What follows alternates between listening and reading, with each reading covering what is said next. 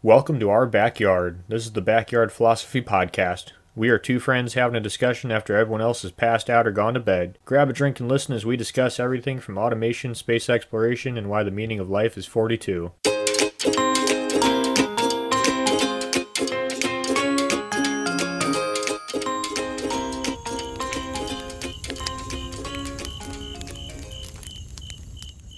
How many times have you heard someone hold up a 2x4 and say, man, they don't make wood like they used to? Well, from a person who used to work construction, constantly. Because, man, it really feels like they cheap out on wood at the hardware store. And that's, in a sense, true. I just don't think people realize it. But we're going to talk about how come you don't have those old, straight, strong wooden boards anymore. Before we get too far into it, Mike, how you doing? What are you drinking? Well, I'm definitely drinking a stiff one with some El Dorado rum. How about you, my friend? How are you doing? What are you drinking? I'm doing great. You know I love talking about trees, and I'm drinking some Coors Light. And the mountains are blue. So, first thing, why don't we have these old wood, these big, strong 2x4s? You can look at them, you can see the rings are really close together, they're straight as a board. Well, one, people don't want to pay for it. So it takes a long time to grow that timber. What you're seeing is a slow phase of growth. When you look at those newer 2x4s, you're seeing a faster growth cycle. And people aren't willing to pay more for better wood. So why would you take 80 years to grow the same piece of wood versus 40 years when you can grow two of them and double your profits? It's a good question. But that's imagine different trees, different species. Well, so all that wood was cut from what people call old growth wood. If you're not in out west, we have a lot of people who are very against cutting old growth wood. And so the easiest way to avoid getting in some kind of legal battle is don't let your wood get to old growth levels. If it's old wood, people are going to complain when you cut it. You can cut young wood all day. So that's not a huge factor, but it's definitely a factor.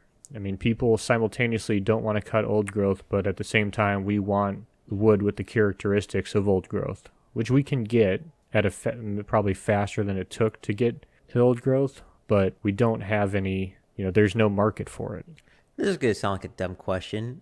Does wood hardness depend on age? Well, the strength of the wood really depends on the species more than anything else, but are you talking about like a board or the actual like compound in the tree, like the wood that's in the tree? I'm thinking as I cut it down and turn it into a board, will a 100-year-old tree, same species, have harder wood than a 10-year-old tree? I don't think it will necessarily have harder wood. It'll probably cut about the same. It's more going to be a difference from species to species, but that wood is going to be stronger. It's going to hold together a lot better in the older timber. Okay.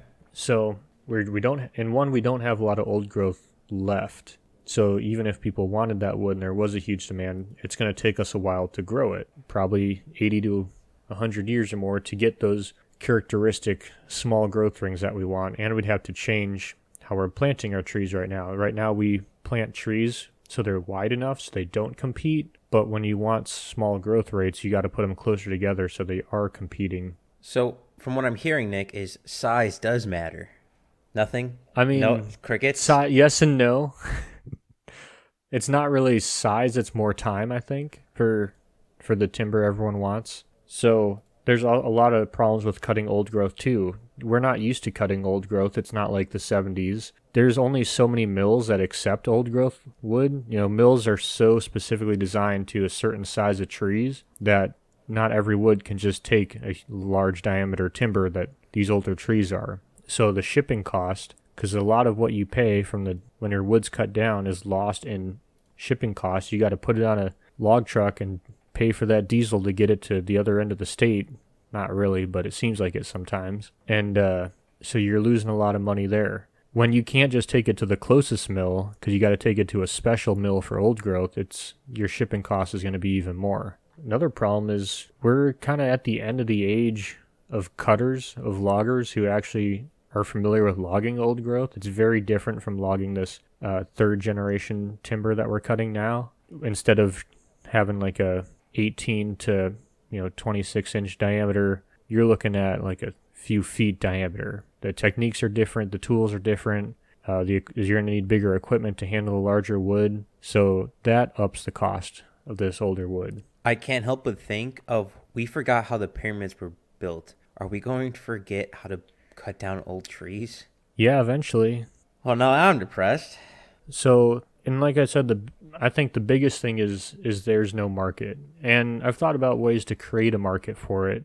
And I think the easiest way to do that would be to assign some sort of strength rating to lumber. So you can go and buy a 2x4 across the board, and it has very, there's specifications it has to reach and the strength it has to be, but it's not, you can't buy like, it's not like metal where you can buy grades of it. There's just one grade, wood. You get what you get.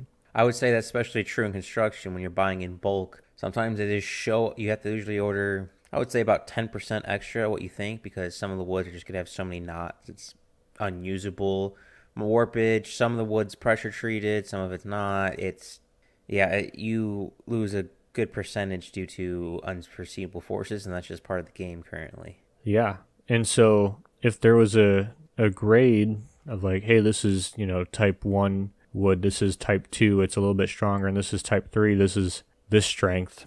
Now we'd have to figure out how to test that without trying to break every piece of wood because the strength is not much of an issue. We've already tested different types of wood. So pretty much you'd have to just scan it for defections. So you wouldn't have to test it, you just have to scan it. At least that's what's coming to my mind because funny fact, in engineering school, we tested on when woods would break from shear force and calculating the shear. Shearing? Fuck me. I believe it's shear. If I had to guess. It just doesn't sound right coming out of my mouth. But we already know all the stresses and grades for lumber. We just need to scan it, each one, to see knots, defects, and impact. So that way we understand, okay, this is going to be weaker than this point. This is going to be weaker than this point. We can, after a couple of trials and errors, can have a category. Yeah. Now I've heard about it in classes. I guess I should have preceded this with I Grow Trees, for those of you who don't know. But I think the big one again is there is really no market for it. I mean, you work construction, Mike. How much are people willing to pay for the superior product, or do they buy the cheapest product? I'll be honest. When I was making houses and industrial buildings, I don't think it was get the job done and get it acceptable, like with a certain time frame. It was nothing else. I think your best market's going to be your at-home builder, the mom and pop making their own bench and stuff like that. Yeah, probably. Because I'll be honest, Nick, me and you are both like, if we can do it ourselves, we want to do it ourselves. And there's sometimes, and if I've been in a certain house where like, I just want to set this and never have to worry about it ever again. I will spend the extra $25 knowing that this piece of wood will outlive the time I live in this house. But that's a small market compared to, what people are paying contractors to construct houses and buildings. I don't think it's enough to drive a large demand for this old, this good wood, this very close together concentric rings, stronger, older. This is why we grow This is why we grow trees quickly and as fast as we can so we can get another one on the market. And a lot of people don't like that, but to me it's just like, well, no one's paying for it. And then there's other risks with growing your trees longer. So the longer your trees are on the stump, they're going to be more in the path of anything that comes through, whether it be beetles, wildfire, fungus. You can get heart rot, lose out on your investment, comes and takes it. But if you harvest your trees once they're mature around, depending where you're at geographically for the Oregon coast, around 40 years, then you're less likely to deal with any kind of rots or funguses and beetles, and you can return more of your investment. So until there's a more financial incentive to keep trees on the stump, we're not going to see the trees or the boards that we've seen in the past. We're not going to see the straight boards. We're not going to see the tight concentric rings. You can look at it and be like, this is an old wood. This is a quality tree.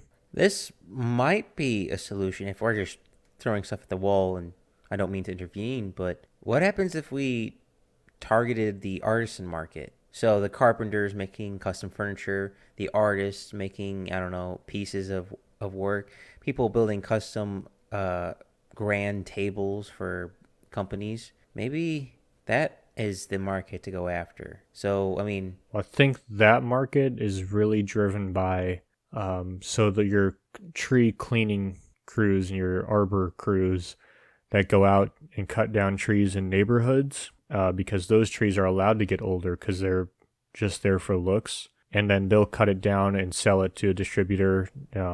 Here, some older logs get sent to a chainsaw carving place, but there's just not the market here to support it. But like in let's say Northern California, you have a lot of redwood burls, similar to like an oak. I think oaks do it too, but it's the tree grows a lot of tissue in this strange design, and it's very pretty, and artists like it.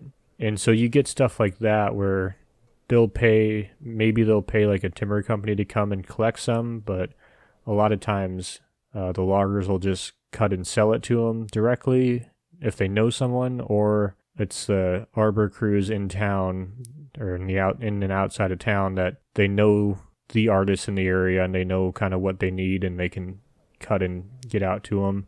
I mean, out east it's going to be different. So back east when they have, I'm trying to think, I want to say it's white oak. It's some kind of hardwood tree, but it's a tree that's used for, I want to say violins. It's some kind of musical instrument, and the instrument makers will actually go out to the forest with the forester and pick out their tree that they want to make the instrument out of. Well, that's interesting. That's kind of nice that the artisans are being that close to what their craftsman is. I am a sucker for a good craftsman. But Nick, what about handles? This is gonna sound kind of dumb, but I'm a big fan of axes and hammers, and they're usually hickory. I would probably pay an extra $5 to have a better handle on my tool so it doesn't fracture and crack as much. Well, I don't think it's going to be an extra $5. You're going to essentially double the cost. So if it's a $27 handle, it's going to be a $56 handle or whatever the fuck. Oh, depends on performance. If the performance matches the cost, then I'm in. Because what you're doing is you're doubling the time it takes to grow, really. I mean, we're harvesting trees at 40 to get tighter rings. They're going to be harvested at 80 or possibly later. I don't know exactly the number, but it's at least doubling. I was going to say maybe gun stocks, but they're already so expensive as it is. So maybe we don't do that. Yeah, I just think it's something we're not willing to pay for. It's unfortunate because it'd be nice to have, but again, I think you're right, Nick. I don't think there's just a market for it. Because, I mean, the price of wood, especially now, people are already upset about how high it is, the price of building a house. Wood's one of your main costs of that, and then try doubling that cost. People are not going to be happy. Yeah, that's for sure. People aren't happy when gas goes up 10 cents, let alone when a piece of lumber goes up an extra $20. Yeah, so I was more just trying to, this is a question I get asked most often when I tell people I grow trees of how come they don't make wood like they used to. It's like, well, I mean, technically, wood's been made the same for thousands of years. We grow it faster now, and that's why it's, quote unquote made different, but still the same wood, same species, just the rate that it's grown doesn't give it the qualities that we want. So what I'm hearing is we go back to medieval warfare and we can make more longbows. Yep. I mean, maybe we should blame this all on the English who came over and started cutting down all the big trees for ship masts. Seems like history comes down to blame three people. Blame the British, blame the Germans, blame the Chinese. That's how we play it here in America. Whether it's true or not, boy, does that story get spun a lot. It's like the South Park episode. It's our oldest enemy. No, Russians? older. No, before that. The Germans? No, before that. The Germans again? Nope, it's the English. Well, that's about all I had on trees, Mike, unless you had anything else. No, I'm just stumped. I can't think of any uses for the old growth. Damn it, I'm pissed that that's where I'm gonna end it.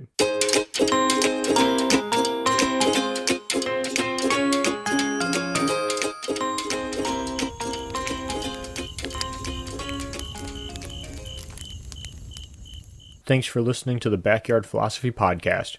We rarely finish a podcast without missing a point we wanted to bring up, so let us know what we forgot. And if you have a topic you want us to talk about, let us know at Backyard Philosophy on Instagram and Backyard Philosophy Podcast on